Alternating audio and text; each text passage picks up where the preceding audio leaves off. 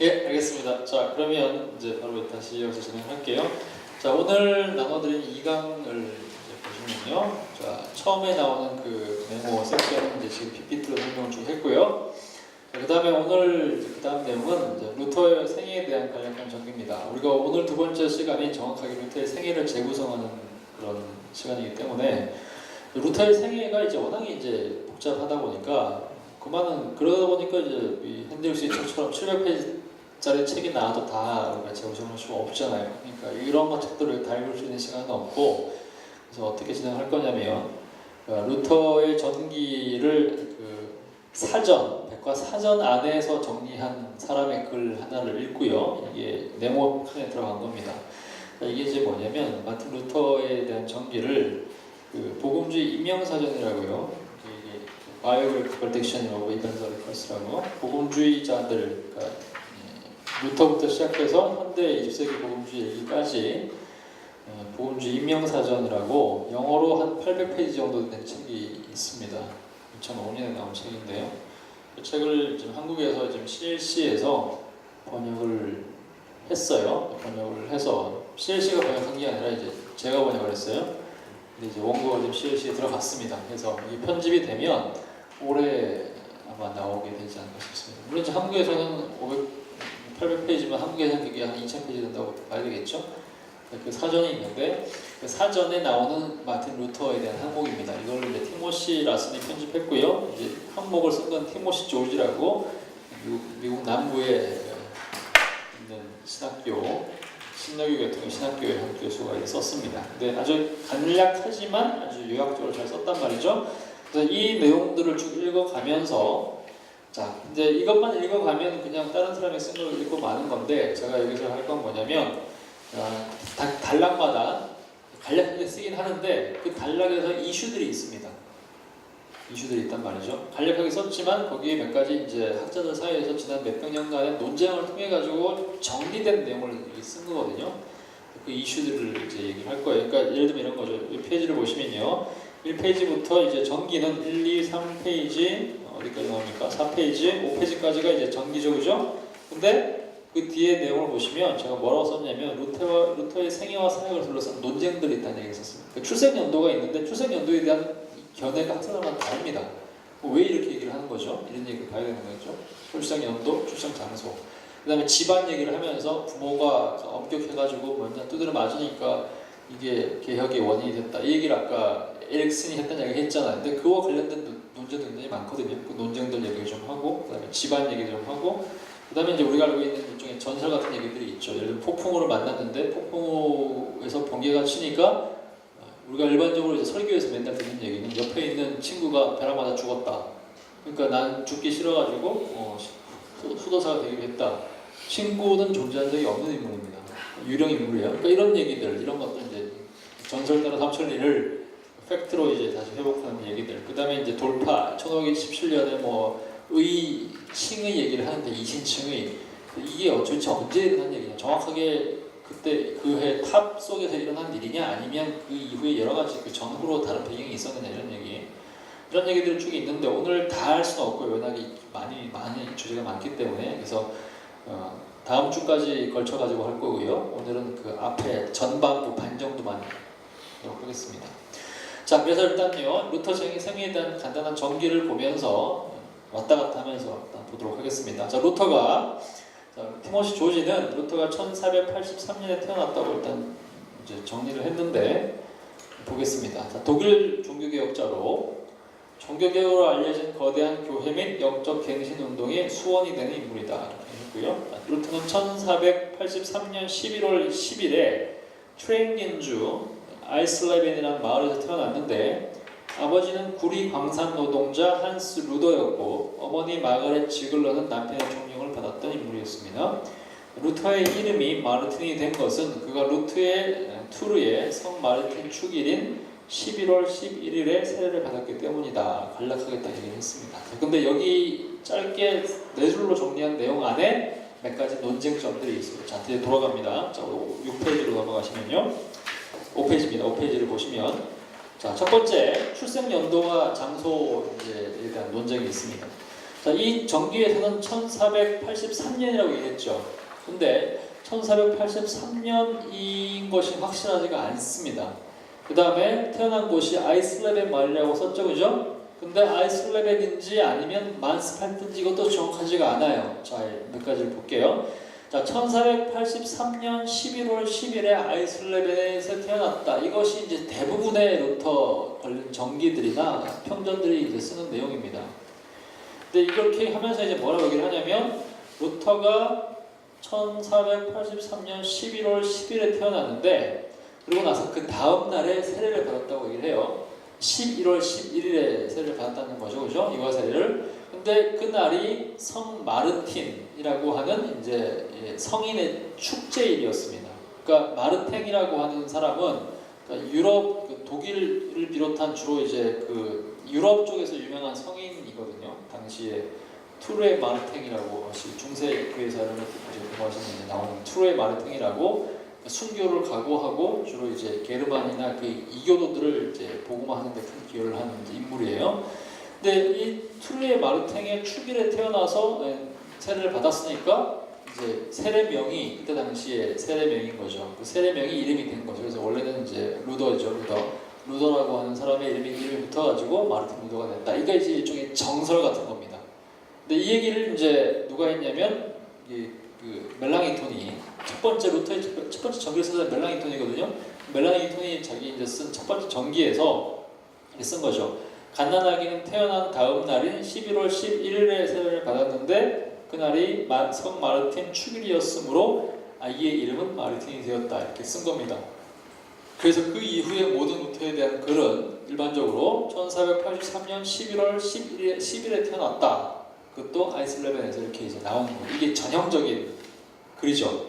자, 근데 이후에 쓴 다른 글들을 보면 좀 다른 내용들이 나옵니다. 예를 들면 루터 스스로가 탁상담화에서 이제 뭐라고 얘기를 했냐면 루터 탁상담화는 이제 루터가 한 테이블에서 이제 맥주 마시면서 또 밥 먹으면서 한 얘기들을 모아놓은 일종의 담화집이잖아요. 거기에서 루터 스스로가 말을 하거나 아니면 이제 어딘가에서 쓴 글에 보면 이렇게 얘기합니다. 아내와 아들, 그러니까 이제 자기 아빠 얘기를 하는 거예요. 자기 엄마하고 그 다음에 루터 말고 루터의 형이 있었거든요. 근데 태어나서 얼마 후에 죽습니다. 근데 아내와 아들을 데리고 아빠가 만스펠트로 이사한 이후에 자기가 태어났다 이렇게 썼단 말이죠.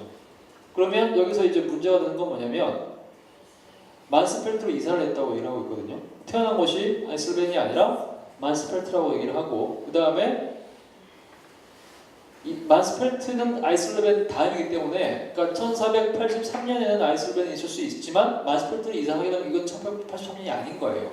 그러니까 이렇게 되면 1884년에 만스펠트가 이제 출생지가 되는 거죠. 그 다음에 이 태어난 날짜에 대한 논쟁이 이후에 또 루터와 멜랑이톤 사이에서 논쟁이 있었답니다. 근데 이게 이제 왜 그러냐면 이게 호적이라고 하는 것이 굉장히 중구난방이잖아요. 그러니까 지금도 그런단 말이에요. 지금처럼 우리가 철저하게 이렇게 이것들을 호적에 올리고 이것이 이제 국가적으로 이제 그 주민등록번호로 관리되는 때에도 우리 부모님들의 생일은 정말 중구난방이거든요. 우리 젊은 세대들 중에도 그런 사람들이 가끔씩 있습니다. 그러니까 뭐 글자를 잘 모르시던 그런 이제 어르신들이나 시골에 태어나신 분들이 그러니까 실제로 아버지가 직접 간 것도 아니고 할머니나 이렇게 할아버지들이 이렇게 가가지고 또 태어나서 바로 간 게 아니라 3, 4년 지나고 나서 가가지고 태어난 손자 이름을 동시에 등록을 한단 말이죠. 근데 기억이 잘 안 나가지고 야, 나 이제 한 3년 전에 태어났지? 한 2년 된 거, 한 돌잔치를 하고 생일을 2번 챙겨 먹었나? 뭐 이렇게 얘기한단 말이죠. 그죠? 그래가지고는 이제 기록을 하다 보면 이게 완전히 그냥 그 옛날 우리 부모님들이나 이렇게 어르신들을 보면 3, 4년까지 차이 나는 경우에 아주 막 수두룩하고 이름도 막 그때그때 공무원들이 붙여준 이름에 따라서 이름들이 막 바뀌잖아요. 장소도 이제 마찬가지 기억이 제대로 안 나는 거니까. 근데 이 시대에는 16세기 당시에 뭐 그런 종류의 시스템도 없었던 거고 그러니까 루터의 부모가 이 기억을 제대로 못하는 거죠. 그러니까 실제로 이제 그 서양 사회 같은 경우는 주로 이렇게 교회에서 세례를 받고 이런 것들이 기록이 거의 유일한 형태거든요.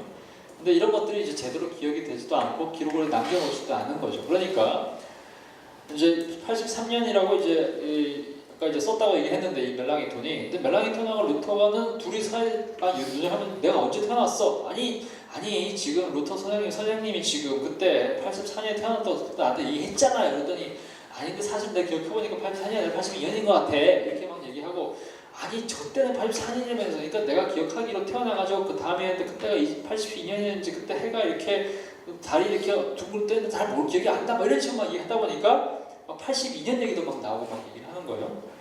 그런데 이제 그러니까 결국에는 이제 3년 터울이죠. 82년부터 84년까지 왔다 갔다 하는 거예요. 정확하지 않은 거예요. 그런데 최종적으로 마지막으로 이제 나오는 그 기록에 의하면 비텐베르크 성교회에서 루터가 묻혀 죽었죠. 죽었는데 그때 루터의 묘지에다가 사람들이 죽으면 그 유명한 인물이니까 죽으면 날짜를 쓸 거 아닙니까? 태어난 그 해와 죽은 달을 쓸 건데 죽은 거는 확실하죠.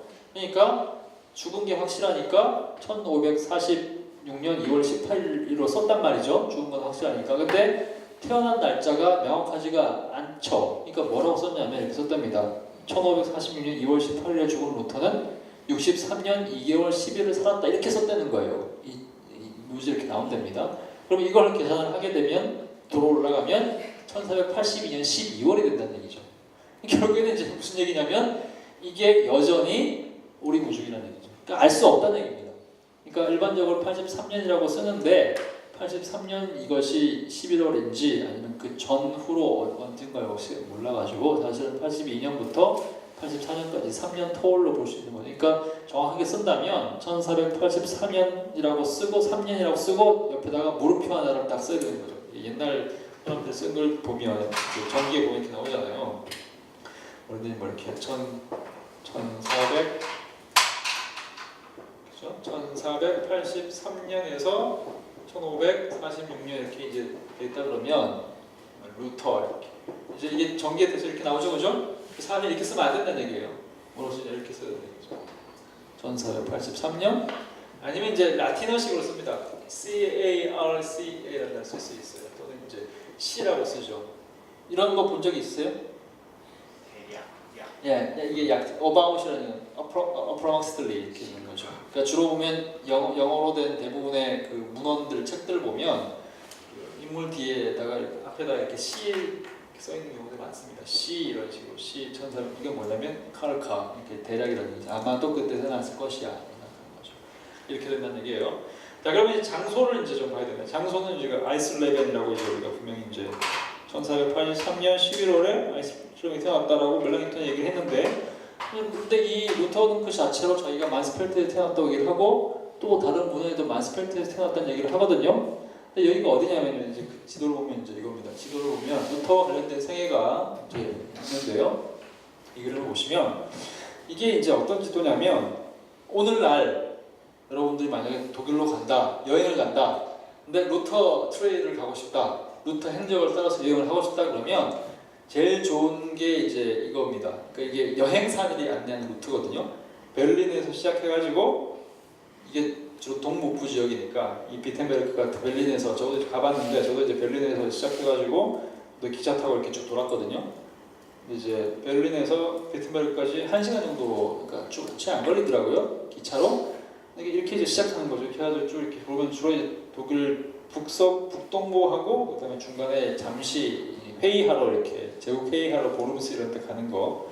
그다음에 이제 마지막으로 돌아올 때는 아우스부르크까지 회의가 있고 그다음에 이제 신앙고백서가 있는 여기까지 갔다가 이제 비행기 타고 이제 두 번째 돌아올 때는 미넨에서 돌아가라 이거죠. 이게 이제 요즘 여행 상품이 이렇게 되는 거죠.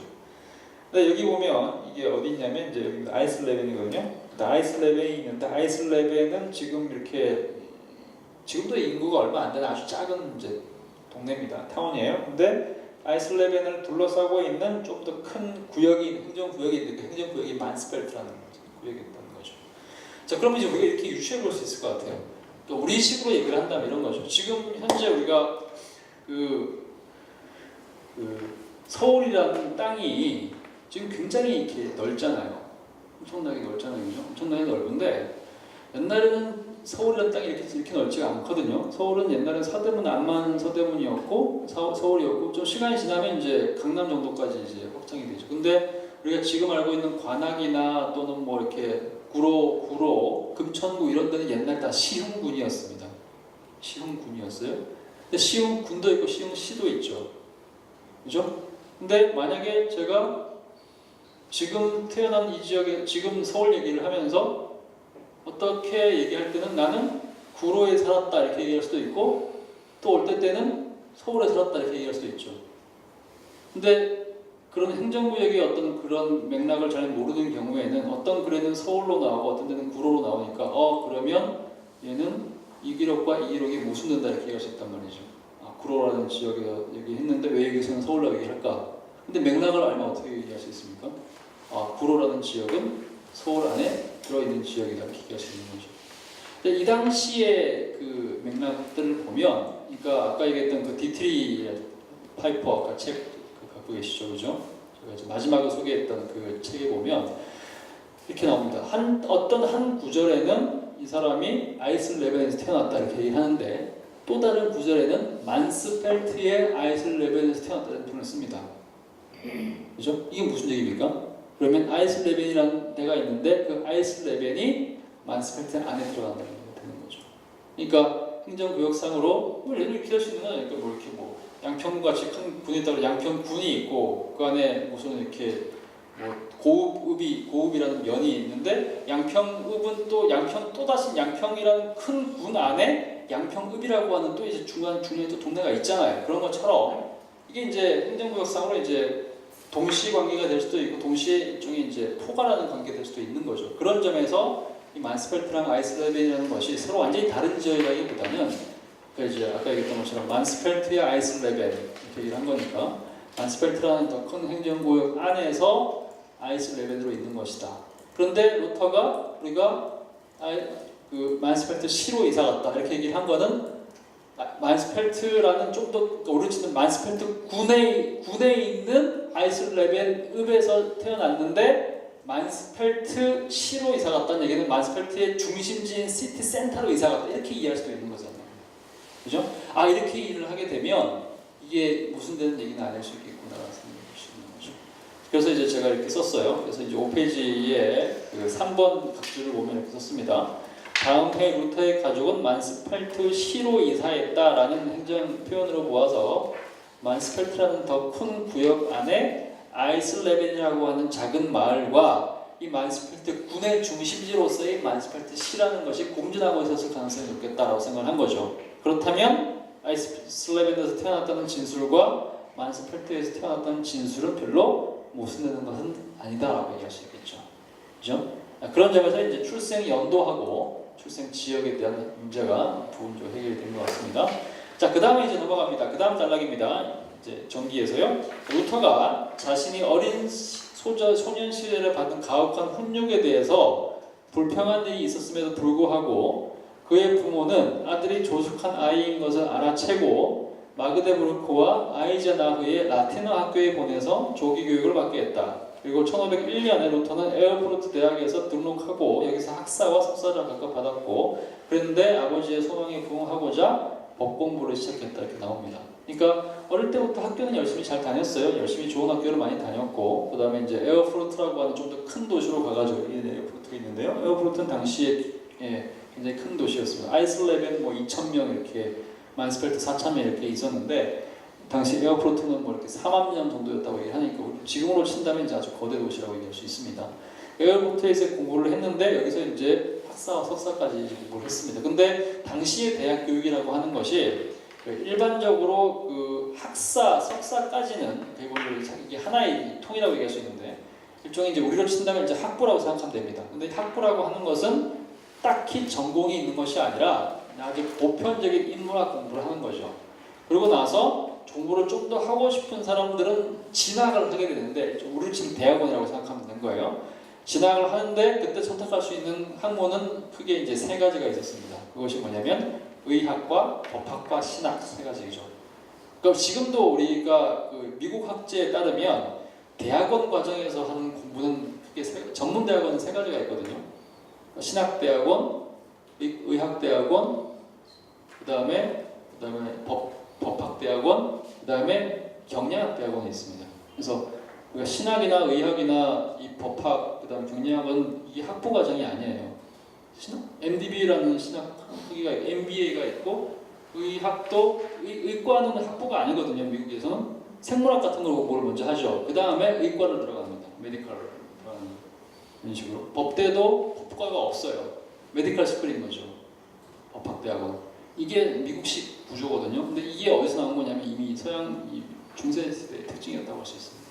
자, 그래가지고 이제 당연히 좀 더 잘 먹고 잘 살고 또는 이제 유명해지기 위해서 아빠의 이제 요걸 따라서 법학을 이제 전공을 하려고 들어갔죠. 프로 대학에. 근데 이제 이것이 나중에 이제 치도원에 들어가게 되면서 이제 문제가 생기는 거예요. 자, 지금까지 했던 얘기도 몇 가지 논란점이 있습니다. 자, 집안과 초기 성장과 부모와의 관계인데 5페이지를 이제 보시면요. 자, 루터가 이제 이 책에 의하면 이 전기에 의하면 구리 광산 노동자 한스 루더에게서 태어났고 그 다음에 가혹한 훈육을 받았다 이런 얘기가 나옵니다. 근데 루터는 자기 스스로가 이제 자주 뭐라고 얘기했냐면 나는 소박한 농부의 아들이다 이런 얘기를 많이 했습니다. 소박한 농부의 아들. 그러니까 소박한 농부라는 얘기는 가난한 농부의 아들이라는 얘기를 하는 거죠. 구체적으로. 그래서 얘기했죠.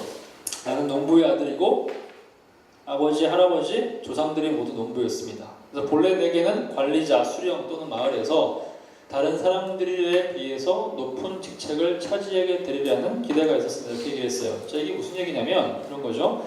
이 얘기를 해석을 할 때 결과적으로 뭐라고 해석하냐면 루터가 이제 가난한 노동자 또는 이제 가난한 농부 출신이구나.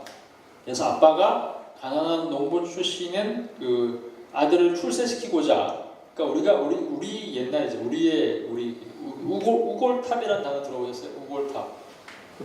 상하탑은 아시죠? 상하탑은 아니 공부만 하고 이제 세상을 전혀 모르는 이제 그런 대학을 얘기하는 걸 우골탑이라는 게 뭔지 아세요? 우골탑.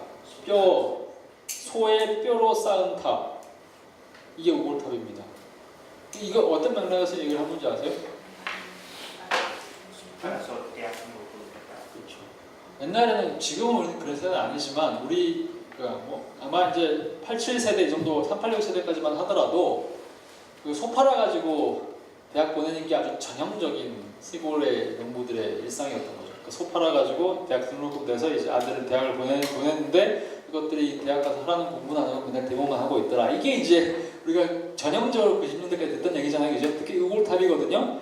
근데 결국에는 이제 우리 아들은 농부의 아들이고 가난하고 이제 일장무식한 그 가정에서 태어났지만 우리 아들만이 이렇게 살면 안 돼. 이래가지고는 소를 팔아서라도 우리 아이들을 출세시켜가지고 이제 성공하기를 바라는 거죠. 그러니까 이제 결국에는 이제 거기서 사법고시 또 의사 만들고 판사 만들고 하는 것이 우리의 굉장히 중요한 전형적인 우리의 부모의 소망이란 말이죠.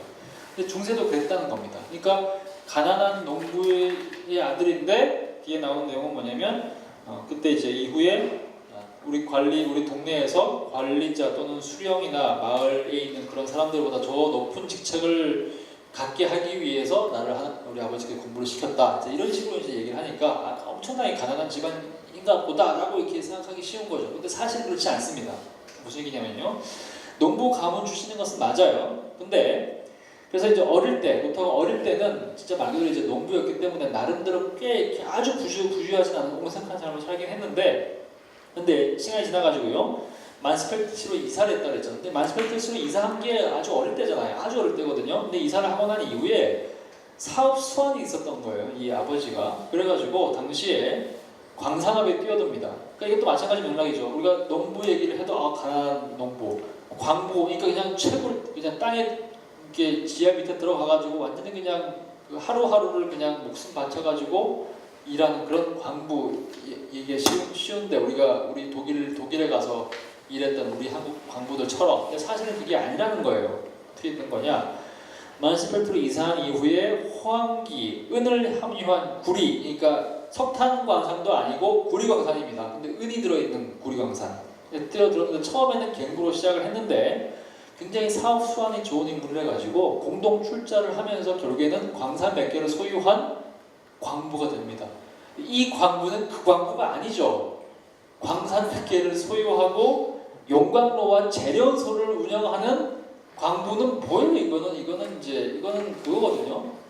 이거는 그 사용자 측이지 이거는 노동자가 아니라 사용자 측에 있는 노조, 오늘날 용어로 친다면 노조 쪽에 있는 사람이 아니라 자본가에 속하는, 그러니까 굉장히 이제 재력이 있는 인물이었다는 거죠. 근데 그뿐만 아니라 농장을요, 이제 어릴 때 이제 농부 얘기를 했을 때도 마찬가지인데, 아버지 가문이 농장을 5개나 소유한 꽤 처음부터 부유한 농부 집안이었고, 어머니 집안도 꽤 유명한 학자 가문이었습니다.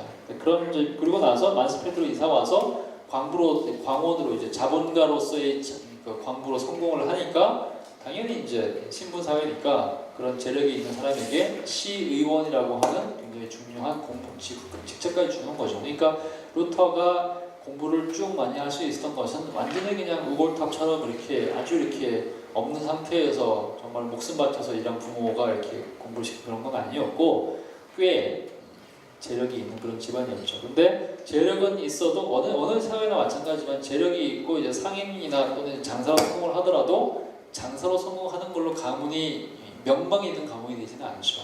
여기에다가 명예가 이제 붙어야 된단 말이죠. 그러려면 거기에 의사나 또는 이제 판사, 변호사 이런 것들이 필요하죠. 그런 것들을 위해서 아들에게 법학을 이제 요구했던 것이 이제 아버지였다 이렇게 하셨겠죠. 자, 그 다음에 넘어갑니다. 자, 분열적인 자아민 부모. 그러니까 어린 시절에 학대 이야기를 하면서 이제 학대 문제가 심각한 이제 문제가 된다 이런 얘기를 했던 얘기가 있어요. 실제로도 보면 루터가 이런 얘기를 합니다. 루터가 그 탁상 담화 같은데 이런 데다가 또는 이런 주석 이런 데다가 이제 뭐라고 쓰냐면, 부모님은 기가 꺾이도록 나를 엄격한 규율에 따라 키우셨습니다라고 얘기를 하고요. 어머니는 단지 호두 한 개 때문에 피가 나도록 나를 때렸다. 이게 완전히 그냥 어릴 때 다른 건 다 기억이 안 나는데, 엄마가 잘해준 거 하나도 기억 안 나는데 호두 하나로 나를 때려서 나를 죽도록 때렸다는 이 기억이 이제 죽도록 남아 있는 거예요. 죽을 때까지. 그래서 피가 나도록 호두 하나 때문에 나를 피가 나도록 때려. 우리 뭐 정말 맞아 뭐 이런 식으로 생각했다는 거겠죠, 그죠? 그다음 한 번은 아버지가 너무 심하게 매질을 해서 도망친 적이 있었는데 다시 친정을 느낄 때까지 아버지를 두려워했습니다. 그러니까 엄청나게 이제 아버지와 어머니가 죽도록 뜯을 패는 그런 엄마 아빠를 생각을 하고는 너무너무 이제 공포스러운 존재라고 생각했다는 거예요. 실제로 이제 이때 당시에 여러 근데 이때는 이제 워낙에 체벌이 아주 일상화되어 있는 그런 시대였기 때문에 뭐 이렇게 맞는 거는 너무 일상적인 그런 시대. 한국도 체벌이 일상화됐던 시대가 별로 멀지 않습니다. 그죠? 별로 멀지 않아요. 그러니까 우리 80년대, 90년대에도 굉장히 체벌이 심했던 그런 시대가 있었죠. 중고등학교 때. 특히 이제 남자 고등학교, 남중남고, 저는 남중남고 출신인데, 남중남고는 뭐, 우리가 영화들을 많이 보잖아요. 뭐 말죽거리 잔혹사라든지 아니면 친구 이런 거 보면, 이게 학교인지 군대인지, 학교의 운동장을 연병장이라 부르면서 맨날 이렇게 군대처럼 하고, 조회 이것도 다 결국에는 군대에서 하는 거 또 앞으로 나라, 이게 다 군대에서 하는 거잖아요. 선생님들은 다 몽둥이를 가지고 다녔고, 얼마나 더 이제 탁월한 몽둥이를 가지고 얼만큼 더 잔혹하게 체벌을 하느냐, 또 교묘하게 잔혹을 하느냐, 이것이 이제 어떤 면에서 보면 선생님들의 좀 수선순위 이런 것들이 되는 시대를 살았던 거니까 체벌이 이제 너무 자연스러웠단 말이죠. 근데 이게 16세기로 가면 뭐 말할 것도 없겠죠. 그러니까 굉장히 이제 많이 먹고 자라고 이것이 너무 일상적이었던 시대였다는 거예요. 실제로 이제 루터가 이렇게 굉장히 이런 이제 슬픈 얘기 또는 이제 기억에서 상처받은 얘기를 많이 하긴 하는데, 근데 그럼에도 불구하고 루터가 체벌을 반대한 건 아닙니다. 왜 그러냐면 성경에도 체벌한 얘기 굉장히 많이 나오고, 고대 문서로서의 성경에도 보면 자문 이런 데 보면 맨날 맞는 얘기 나오잖아요. 맞는 얘기 하거든요. 그 체벌 얘기 많이 나오고, 그리고 실제로 아이들은 체벌로 다스려야 된다고 생각했죠. 그러니까 맞는 게 큰 문제가 안 되는 시대였던 거죠. 그래서 루터가 체벌 자체는 이제 아주 반대하지는 않는데, 근데 지나친 체벌이 상처를 남겨서 오히려 미움의 대상이 될 수 있다, 이런 것들을 얘기를 하면서 처벌에 대한 약간 좀 이렇게 당시로서는 좀 전향적인 얘기를 하긴 합니다. 근데 이것을 너무 과하게 해석할 필요는 없다는 얘기예요. 그래서 이제 아까 얘기했던 그 내용입니다. 내 부모를 원망하라 이거예요. 정신분석학자 에릭슨이 했던 얘기요. 아까 보여드렸던 그 책이죠. 프로이트의 정신분석학 이론을 따라서 부모가 아들에게 품은 불만에 루터의 부모에 대한 존경과 공포의 양면적 감정이 있다. 그러니까 당시에는 체벌이라는 것이 전형적이었는데 그 체벌이라고 하는 것이 공포를 불러일으켜서 행동을 교정하도록 하지만 이제 가부장의 철저한 가부장 시대였기 때문에 부모가 때린다고 해서 부모를 무조건 미워하는 거 이런 건 아니잖아요. 부모는 그럴 권위가 있어, 권리가 있어, 그죠? 라고 생각하는 시대이기 때문에 그렇다고 해서 무조건 미워하지도 않거든요. 그러니까 이중적 감정이 있다는 얘기입니다. 하나는 존경이라는 아버지로서의 권위, 그 다음에 동시에 공포가 두 가지가 있었는데, 근데 이것이 결국에는 이제 오랫동안 기억으로 남고 일종의 이제 상처이자 트라우마로 이렇게 남으면서 나중에 루터가 청년 시절에, 루터가 종교를 시작한 건 이제 청년 시절이니까 청년 시절에 교황, 아버지로서의 교회 아버지로서의 교황에 저항하는데 결국에는 자기 아버지에 대한 감정이 작용했다. 그러니까 사실은 아버지를 대상으로 싸우고 싶었다는 거예요. 자기 아버지한테 들이받고 싶었는데 이게 차마 도덕적으로 그럴 수가 없으니까 이것을 사회적으로 전용한 것이 바로 교황에 대한 저항이었다. 이렇게 이제 에릭슨이 얘기를 했죠. 비슷한 얘기들을 좀 이제 얘기를 합니다. 그 얘기를 이제 책 전체에서 얘기를 하고 있는데 특히 이 에릭슨의 책의 제3장 전체가 주로 이런 식으로 논쟁을 하는 그런 내용들이 좀 나옵니다. 자, 이 얘기를 하니까 이제 뭐 처음에는 이제 50년대 이게 나왔을 때 굉장히 각광받은 이론이었어요. 50년대 원래 처음 이런 게 나오면 한 10년, 20년 동안은 거의 정설처럼 되고 반박할 수 없는 어마어마한 이제 이론들이 되죠. 대체로 모든 이론들 다 그렇지만, 근데 시간이 지나면서 이렇게 계속 반박하는 이론들이 나오면서 지금은 에릭슨의 이 이론이 별로 이렇게 권위 있는 이론은 아닙니다. 거의 반박이 다 됐죠. 근데 핸드릭스도 그 책에서 자기 책에서 이런 얘기를 합니다. 어떤 얘기를 하고 있느냐, 반박을 하는 거죠. 이렇게 A는 이거예요. 21살에 루터는 수도원에 들어갈 결정을 했는데 교육비를 댄 아버지의 뜻을 이미 거역했는데 처음에는 진노했던 아버지도 이후에 수도원에 상당한 기부금을 쾌척했다. 이런 얘기를 하는 거예요. 그러니까 수도원에 들어가기로 결정함으로써 교육비를 댄 아버지, 그러니까 무슨 얘기냐면 종교개혁은 훨씬 뒤에 시작하거든요. 근데 아버지한테는 한 번도 거역을 안 하다가 그거 아버지한테 차마 거역할 수 없으니까 교황한테 거역한 게 아니라 아버지한테 거역하는 건 이미 이전부터 있었던 얘기죠. 그러니까 차마 거역하지 못한 건 아니고 거역을 했죠. 근데 그게 뭐냐면 아버지가 법학 공부를 하라고 했는데 법학 공부 안 하고 신학 공부하고 그다음에 수도사로 들어간 것 자체가 이미 어떤 면에서 이제 성인으로서 자기 표현을 한 거라고 할 수 있는 거죠. 그런 점에서 이 상처가 그렇게 거대한 거라고 보기 좀 힘들고, 그다음에 아버지가 너무 무서워가지고 아버지랑 그런 끊임없이 그런 관계 때문에 여전히 계속해서 냉담한 관계로 남았는 건 아니라는 거예요. 루터가 아버지를 굉장히 존경합니다. 사랑하거든요. 그러면서 수도원에 들어가니까 아버지가 처음에는 반대했죠. 이 미친놈아, 네가 얼만큼 투자를 했는데 네가 이렇게 하냐 이렇게 했겠지만 대부분의 아버지가 그랬던 것처럼 아버지가 아들이 수도원에 들어가니까 수도원에다가 막 재산을 막 이렇게 헌금을 하면서 우리 아들을 좀 잘 봐달라 고도 하고, 물론 이제 당신은 구원론에 이제 이런 것들이 구원에 도움이 되니까 그렇게도 하기도 하면서 어쨌든 이제 그런 일이 있었던 얘기예요. 그 다음에 B, 루터는 교황에 대한 단란을 필요했다기보다는 교회의 잘못된 관습을 교정하려고 한 것이 없다. 그러니까 이거를 이제 종교개혁 자체에 대한 오해라는 거죠. 그러니까 에릭슨의 견해는, 그러니까 종교개혁을 무슨 뭐 이렇게 아버지 또는 이제 어긋나는 관계에 대한 그걸로만 해석을 하니까 종교개혁이라는 사건 자체를 보는 것이 아니라 교황이라는 인물, 아버지 교황 이렇게 자꾸 사람으로 연결시켰다는 얘기죠. 근데 종교개혁에서 루터가 처음부터 교황한테 저항하려고 했던 건 아니었다는 거죠. 처음에는 굉장히 교황에 대해서 좋은 마음을 가졌어요. 그냥 잘못된 관습만 좀 개혁해달라고 얘기를 하고 굉장히 공손한 태도를 보이죠. 근데 시간이 가면서 점점 시간이 가면서 결국에는 교황한테 저항하게 되는 거니까 처음부터 종교개혁이 무슨 교황이라는 아버지로서의 인물에 대한 저항으로 시작된 것은 아니었다 이거예요. 그 다음에 3번 C, 루터가 아버지를 기쁘게 하기 위해서 수도원 생활을 정리했다는 에릭슨의 주장과는 달리 이는 오히려 신학적이고 개인적인 결정이었다. 그러니까 이게 그거죠. 아버지에 대한 두려움, 동시에 아버지를 만족시키고 싶은 양가 감정, 오이디푸스 컴플렉스 이런 거랑 좀 비슷하게요.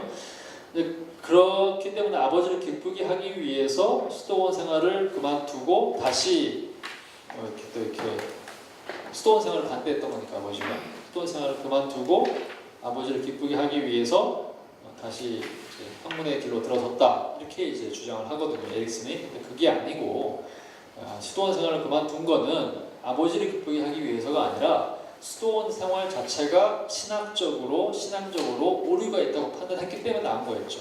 그죠? 그렇게 계속 표현을 하거든요. 그런 점에서 이것은 지나치게 한 이론에다가 자꾸만 이걸 끼워 맞추려고 하는 형태였다. 이렇게 이제 결론을 내립니다. 이거는 우리가 이해할 수 있을 것 같고요. 물론 이제 정신 분석하시는 분들은 좀 더 이렇게 간단하게 이렇게 나온 내용 말고 좀 더 세부적이고 좀 더 자세한 이야기들을 내밀하게 할 수도 있겠지만 이 정도로 이제 대충 다 정리가 될 수 있을 것 같아요. 자, 그 다음에 이제 다시 넘어옵니다. 다시 넘어와가지고요. 1페이지 다시 넘어갑니다. 세 번째 단락입니다. 그러나 이겁니다. 1505년에 천둥을 동반한 무서운 폭풍을 경험하면서 루터의 인생은 극적으로 변합니다. 당시 그는 공포 속에서 성 안나여 나를 도우소서 수사가 되겠나이다라고 부르짖었다. 친구들과 부모의 분노에도 불구하고 루터는 자기의 소원을 지키겠다고 주장했다. 그러나 그는 에어포에트에 있던 엄격한 신앙종단 엄수파 아고스틴스 수도원 소속의 수도사가 되었는데 모든 면에서 루터는 양심적인 수도사였고 종단 규칙을 세심하게 지켰다. 그러나 많은 기도, 철야, 금식은 오히려 자신의 구원을 더 불신하게 만들 뿐이었다.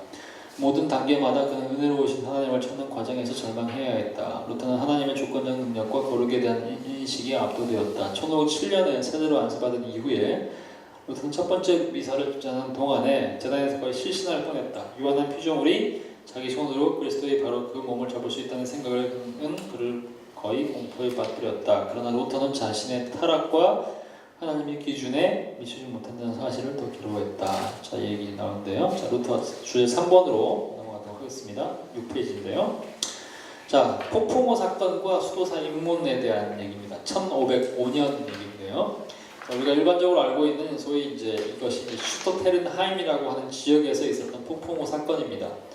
1501년에 19살의 나이에 에르푸르트 대학에 루터가 입학을 했습니다. 그리고 1502년에 철학 학사를 따고 1505년에 문학 학사를 취급을 했어요. 자, 그리고 아까 설명한 대로 공부를 이렇게 한 다음에 인문학 공부를 한 다음에 더 공부를 하기 위해서 신학과 법학과 의학이라는 3학 중에서 선택을 해야 되는데 아버지의 기대를 따라서 법학을 선택을 했죠. 근데 그리고 이제 선택을 하고 이제 공부를 하기 이전에 시작하기 전에 아버지를 방문하고 이제 돌아갔다가 만스펠트를 갔다가 돌아가는 길에 폭풍을 만납니다. 이제 스토로테이른하임 마을 근교였는데요. 그때 죽음에 대한 공포 속에서 살려주세요라고 이제 기도를 했죠. 그때 성 안나여 도와주셔서 수도사가 되겠나이다라고 맹세했다. 이것이 우리가 알고 있는 기본 스토리죠. 근데 이제 여기에 일종의 신화처럼 덧붙여진 것이 이제 그거죠. 같이 길을 가던 친구가 폭풍우를 만나가지고 번개에 맞아서 이제 죽었다 얘기죠. 자기는 안 죽었는데 옆에 있는 친구가 죽었다. 하나님의 엄청나게 능력이 있는 것들을 절감을 하고 제 인간들이 얼마나 나약한 존재인지를 또 절감을 하고 그 다음에 자기 말고 자기 친구만 죽은 것을 또 이제 보면서 하나님께서 자기에게 특별한 소명을 주었다. 이렇게 이제 많이들 얘기를 하죠. 이제 여기에서 나오는 그 이야기는 아주 그렇게 막 뭐 엄청나게 드라마틱한 그런 그림들이 별로 없습니다. 일단 친구가 맞아 죽었다는 그런 사건은 아예 없었던 얘기고요.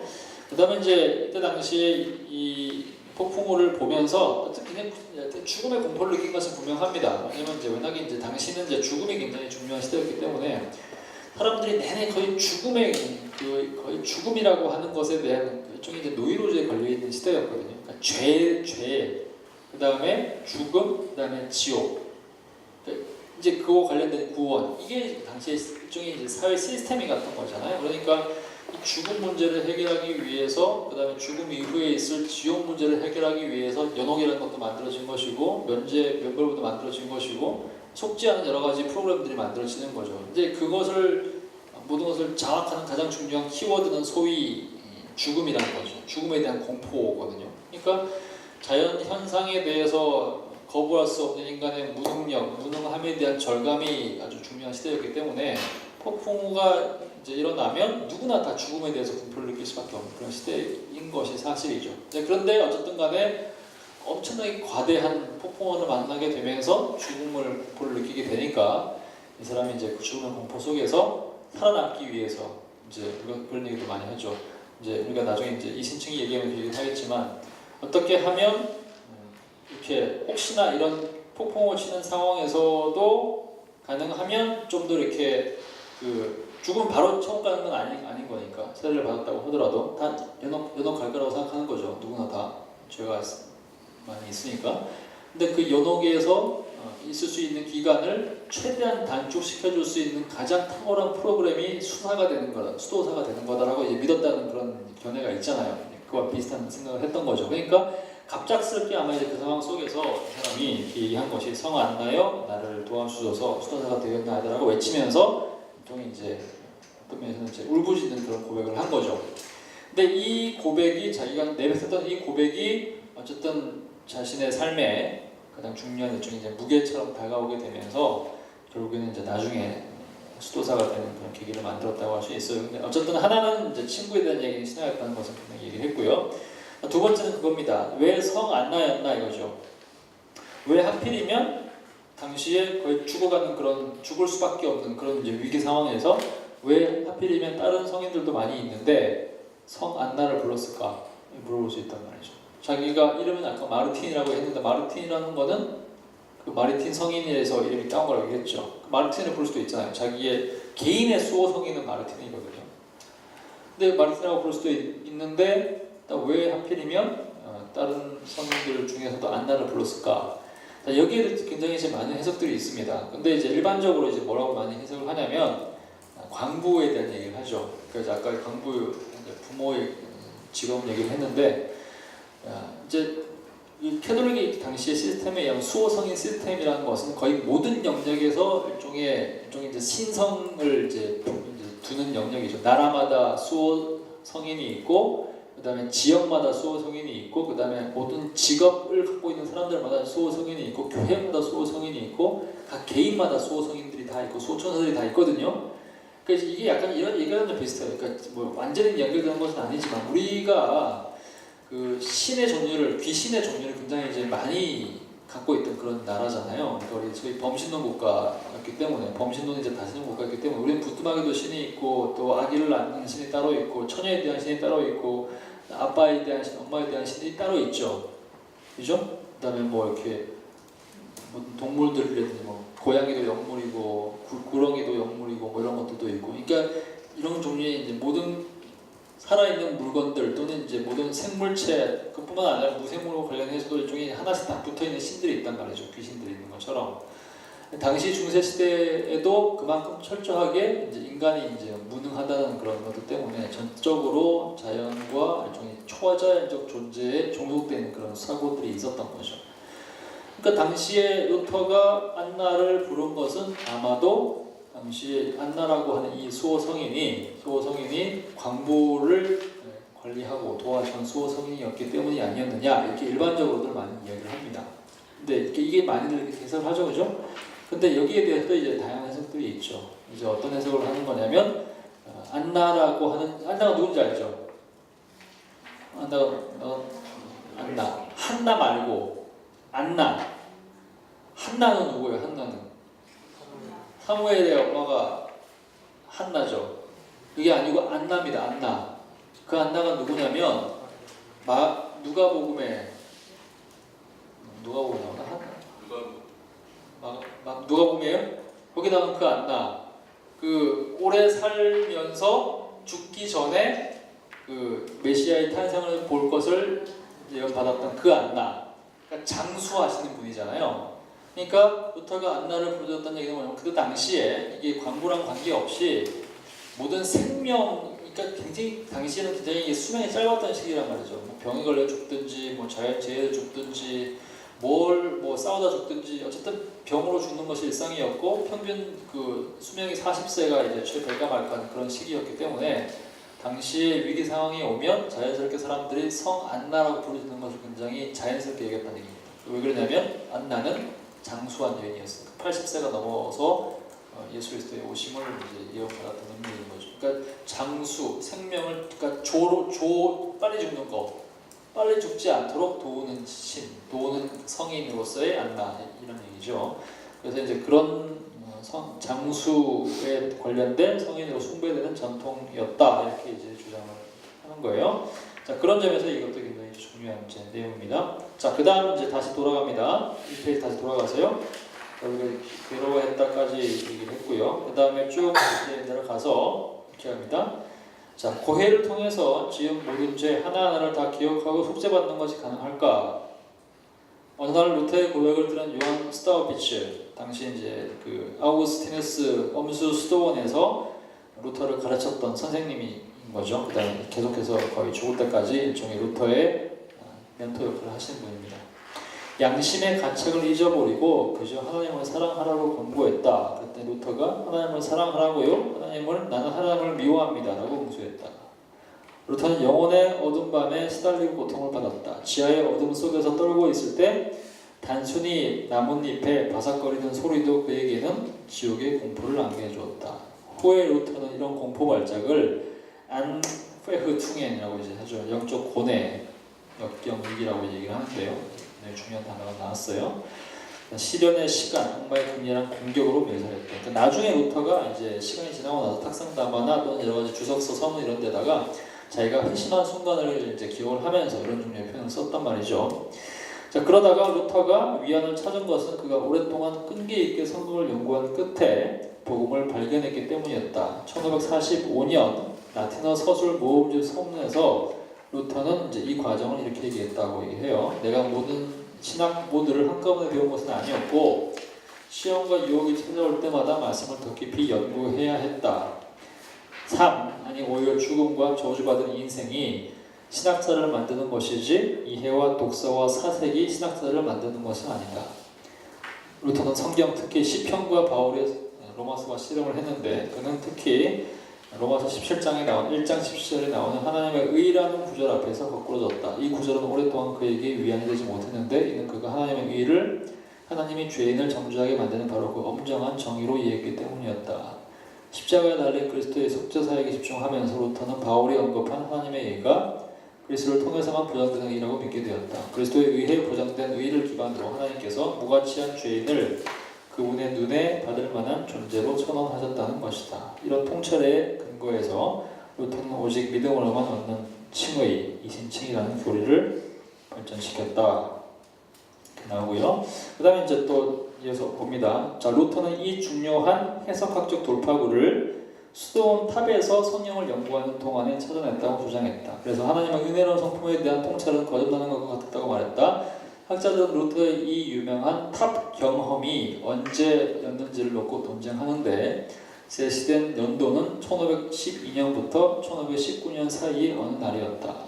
크게는 두 가지로 구별될 수 있을 것인데 먼저는 하나님의 은혜로운 자비와 그리스도 안에 있는 구원에 대한 돌파구와 확신이 있었고 다음으로 오직 믿음으로만 그리스도의 특별한 의가 전가되는 것을 기반으로 하나님과의 새로운 관계가 형성된다는 성숙한 칭의 교리였다. 이 가르침은 루터 사상의 중심 원리이자 종교개혁 신학의 초석이 되었다. 자, 여기까지입니다. 그러니까 여기가 이제 무슨 얘기를 하고 싶은 거냐면 이제 우리가 루터 신학의 핵심이라고 얘기하는 소위 그 이신칭의를 발견하게 된 사건 얘기를 하는 겁니다. 이걸 이제 우리가 이제 일반적으로 이제 학자들이 뭐라고 얘기하냐면 돌파라고 얘기합니다. 브레이크트루라고 얘기를 하죠. 종교개혁의 신학적 돌파 이렇게 얘기하죠. 그러니까 돌파, 브레이크, 부서서 영어는 브레이크트루거든요.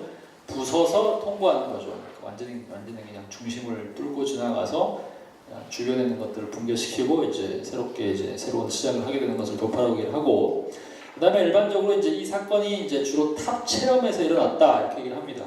탑 체험에서 일어났다 이렇게 얘기를 하는 거예요.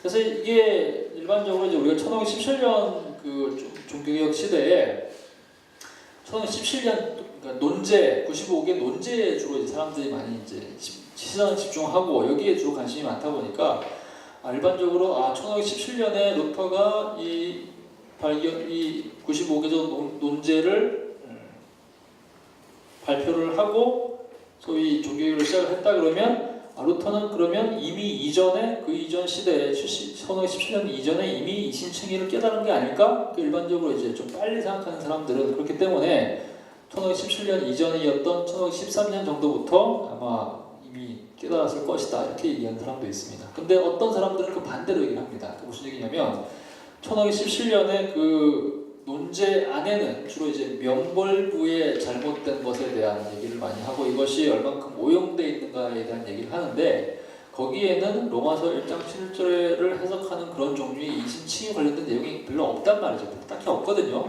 그렇다고 하면 루터가 사실은 종교개혁 논제를 이제 발표할 당시에는 딱히 이 돌파라고 하는 것을 실제로 경험한 것은 아니지 않았느냐, 오히려 그것은 그 이후에 일어난 일이 아니었느냐라고 이제 주장하는 사람도 있는 거죠. 그러다 보니까 이 연도가 굉장히 다양합니다. 그래서 1513년부터 아주 빠르게 1513년부터 그랬다고 얘기하는 사람이 있는 반면에 또 어떤 사람은 1518년 그러니까 17년 지나고 나서 55개조 논제 이후에 일어났다고 주장하는 사람도 있습니다. 한자를만 다르다는 얘기예요.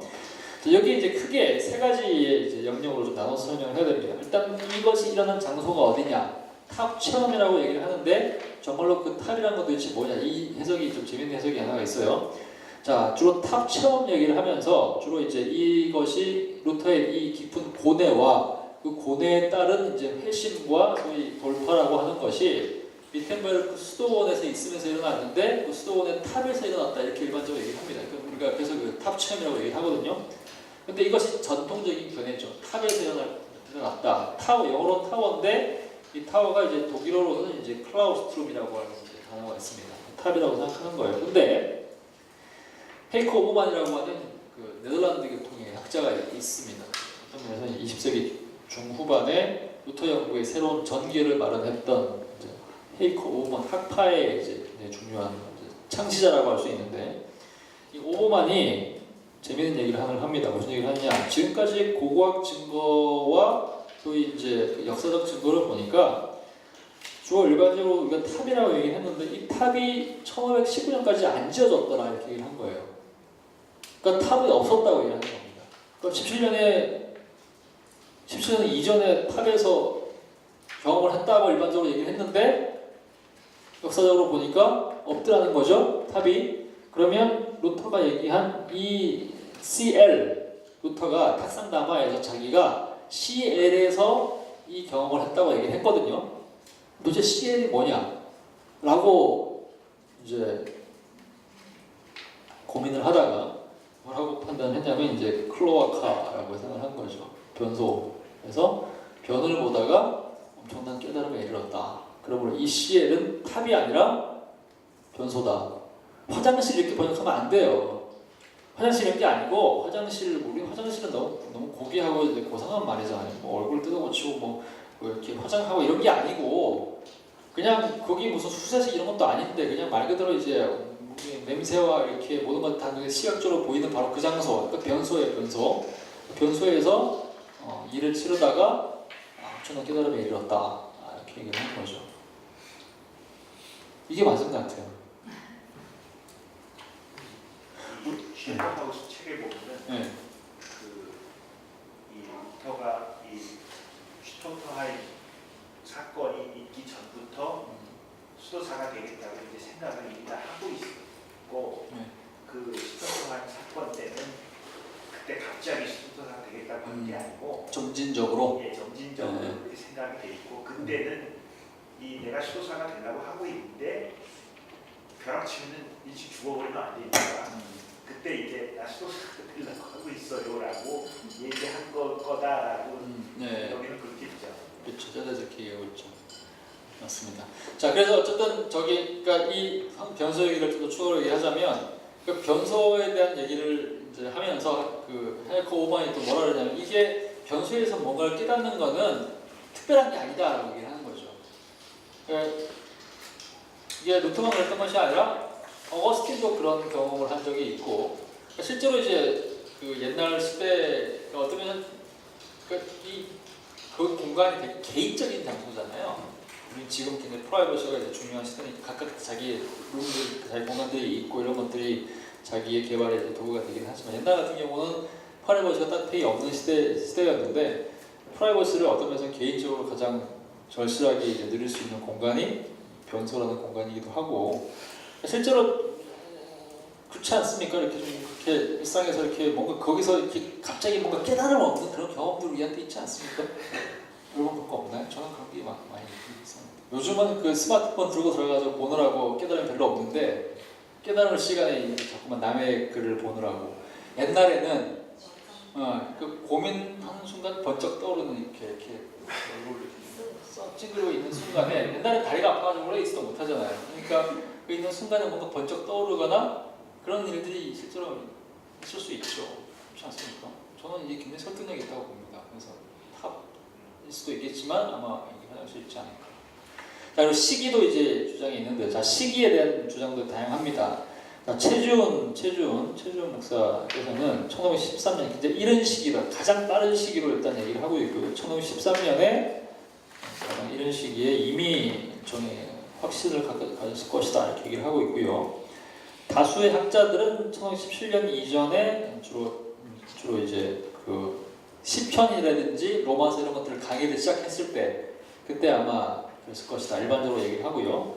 그다음 마이클 파이팅이라고 하는 학자는 이제 아까 얘기했던 것처럼 1917년에 나왔던 그런 그 95개의 논제에는 딱히 그런 얘기가 없더라. 그러니까 이거는 훨씬 좀 더 이후의 일이다 이렇게 얘기를 하는 반면에 그냥 금방 얘기했었던 겁니다. 셀다 하미스는 뭐라 그러냐면 이게 특정한 순간으로 얘기할 수가 없다.